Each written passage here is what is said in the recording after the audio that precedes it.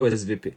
Tant qu'il n'y a pas de promiscuité, c'est-à-dire qui implique un contact, ou qui implique une autre chose interdite.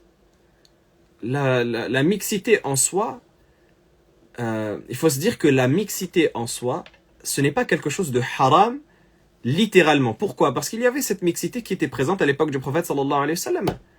Dans les mosquées, il n'y avait pas de séparation entre les hommes et les femmes. Dans la mosquée du prophète alayhi salatu wa sallam. C'est une mixité, n'est-ce pas?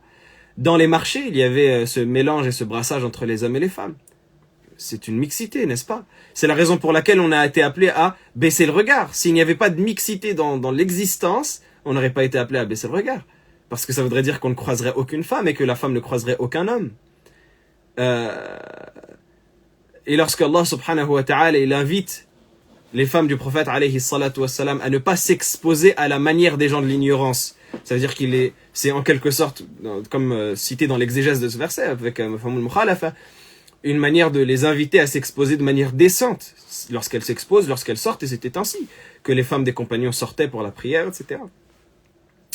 Donc la mixité en soi, tant que ce n'est pas un isolement, à savoir qu'un homme s'isole avec une femme, ce qui là est interdit,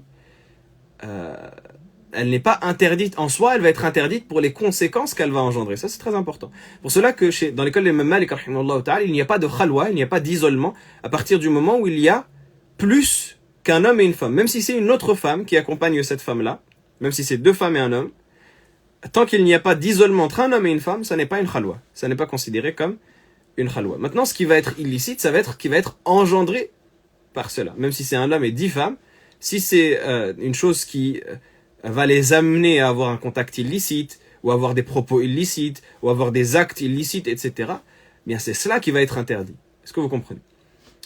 Donc en soi, tant qu'il y a une séparation décente qui fait qu'il n'y a pas de contact ou de promiscuité, même si les deux groupes sont proches, ça n'est pas illicite, ça n'est pas interdit. C'était le cas à l'époque du prophète, alayhi salatu wassalam.